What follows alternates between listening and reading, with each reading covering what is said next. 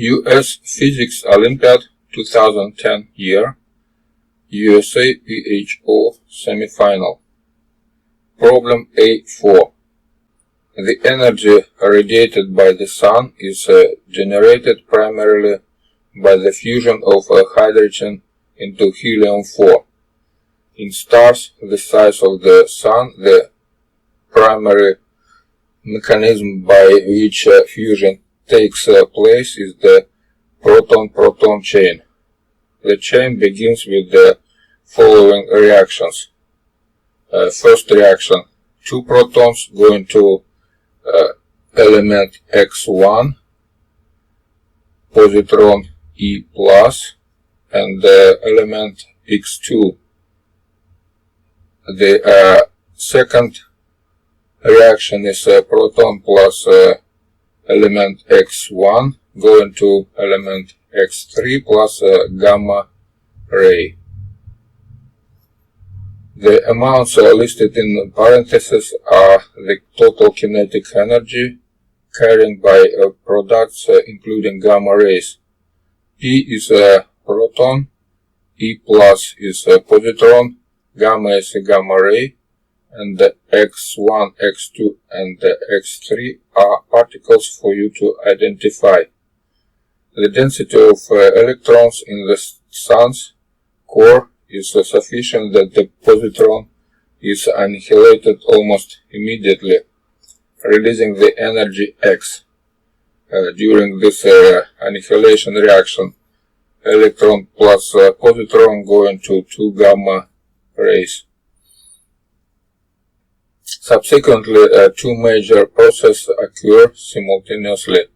The PP1 branch is the single reaction. Two elements X3 go into helium-4 plus two elements X4, which releases an energy Y. The PP2 branch consists of three reactions. First reaction is element X3 plus helium-4 go into element X plus gamma ray. Next reaction, element X5 plus electron go into element X6 plus element X7. And last reaction is element 6 plus element 4 go into two helium-4 particles, where Z is the energy released in step 6. So, questions. Question A. Identify X1 through X7. X2 and X7 are neutral particles of negligible mass. It is useful to know that the first few elements in order of atomic numbers are hydrogen, helium, lithium, beryllium, boron, carbon, nitrogen, oxygen. Question B. The mass of the electron is 0.51 megaelectron-volt per c square. The mass of the proton is 938.27 megaelectron-volt per c square. And the mass of the helium-4 nucleus is 3727.38 megaelectron-volt per c square. Find the energy released during the production of one helium-4 nucleus, including the kinetic energy of all products and all energy carried by gamma rays. Question C. Find the unknown energy X and Y above. Question D. Step 6 does not proceed as follows because there is insufficient energy. X5 to X6 plus positron plus X7. What constraint does this fact place on Z? And the question E. in which of the reaction steps is the energy carried by any given product the same every time the step occurs.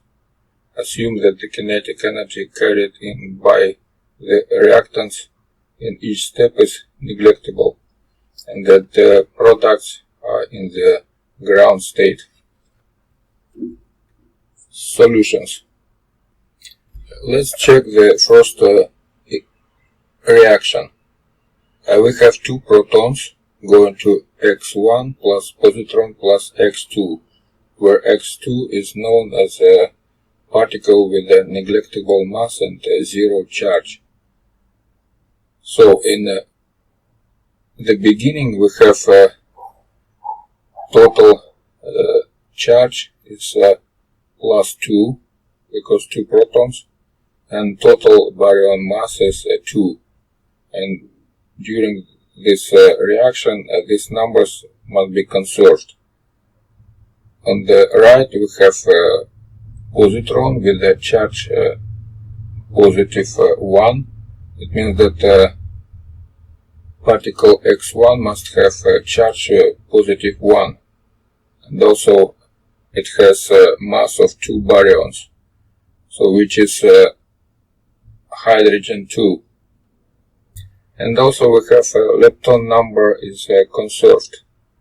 It means that number of electrons plus number of neutrino minus number of positrons minus number of anti-neutrino must be conserved.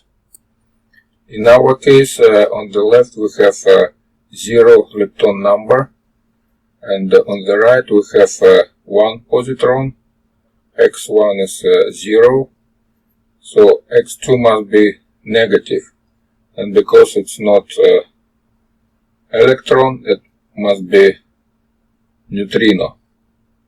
So that will be electron neutrino x2.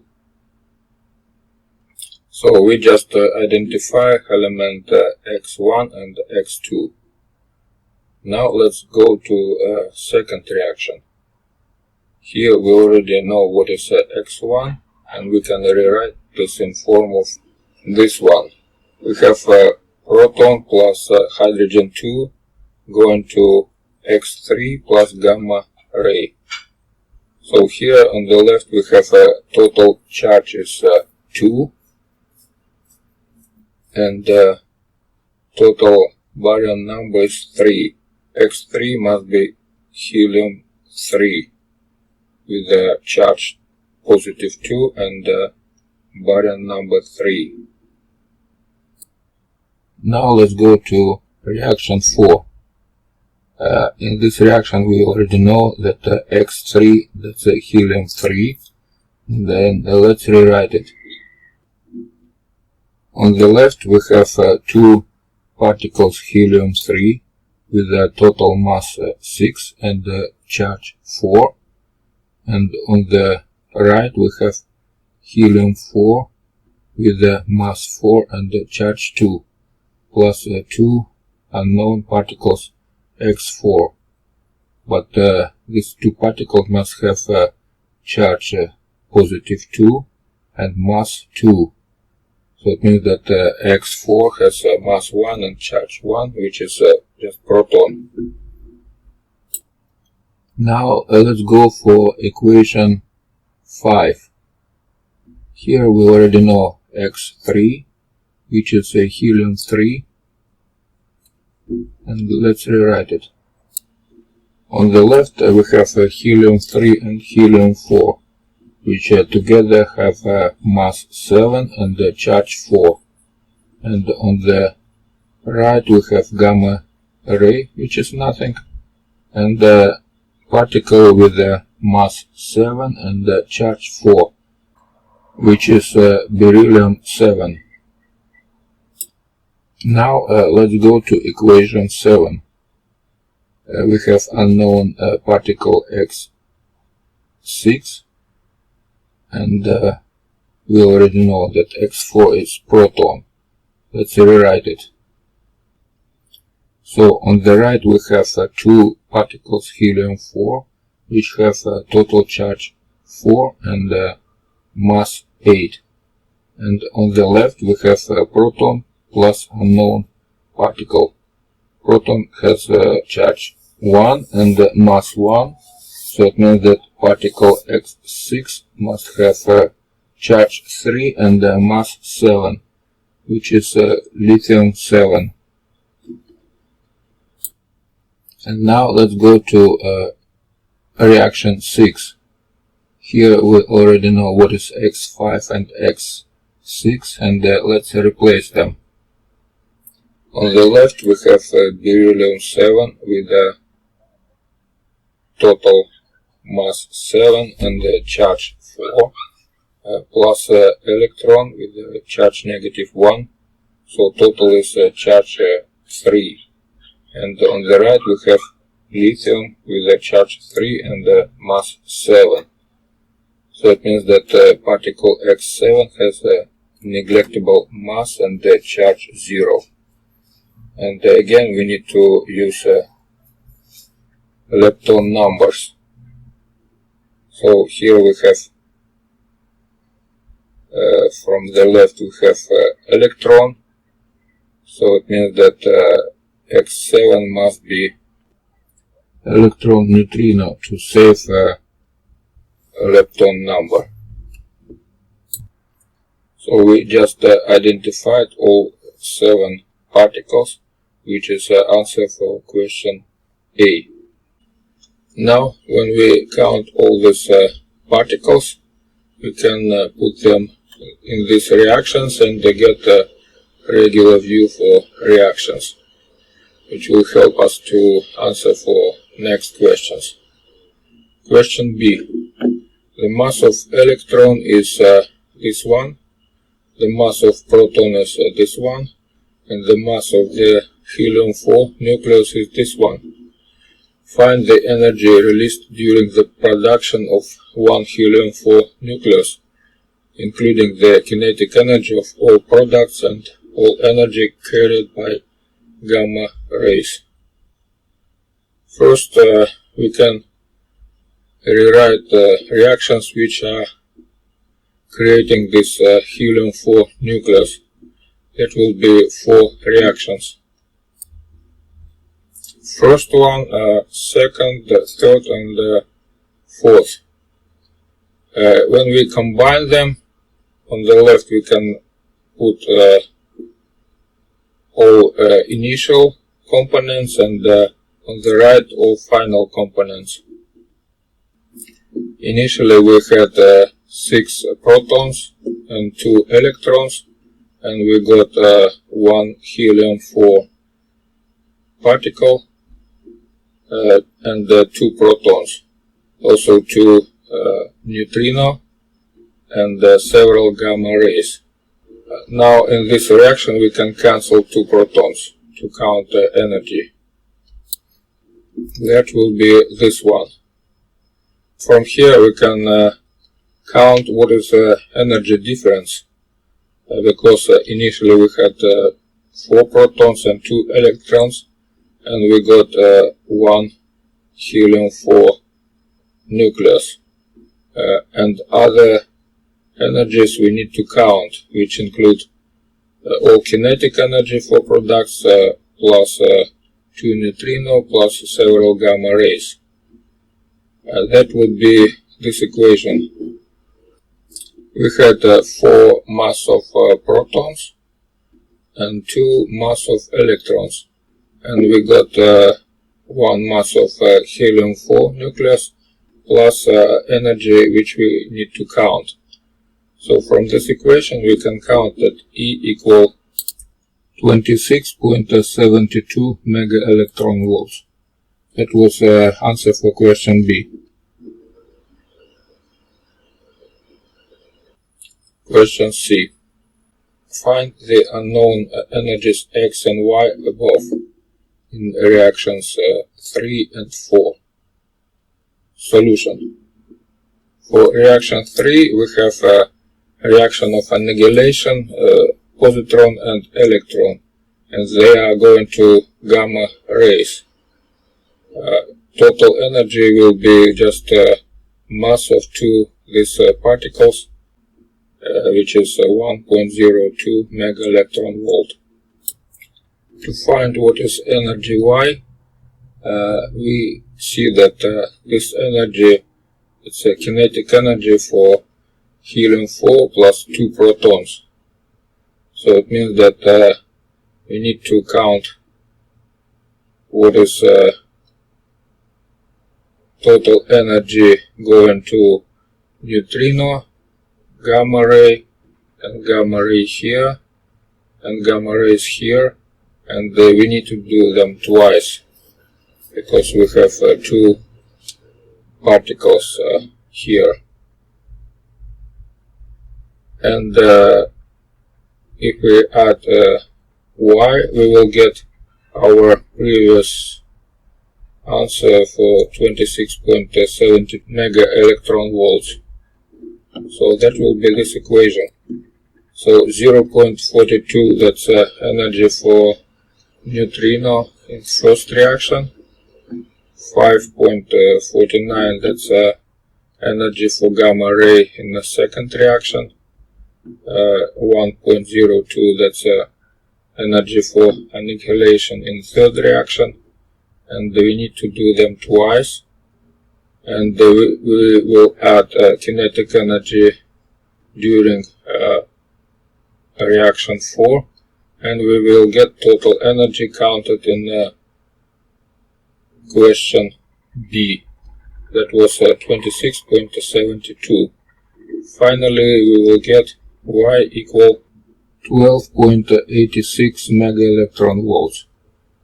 That was final answer for question C. Question D. Step 6 does not proceed as follows because there is insufficient energy for this reaction. What constraint does this fact place on Z? First, let's rewrite this reaction in known form. Solution. The forbidden reaction produces an energy of Z minus 2 times 0.51 mega electron volts, as it differs from the naturally occurring one by the consumption of one fewer electron and the production of an additional positron. Since it is forbidden, we know that Z minus 2 times 0.51 mega electron volt less than 0. In other words, Z less than 1.02 mega electron volts. Question E. In which of the reaction steps is the energy carried by any given product the same every time the step occurs? Assume that the kinetic energy carried in by the reactants in each step is negligible, and that the products are in the ground state.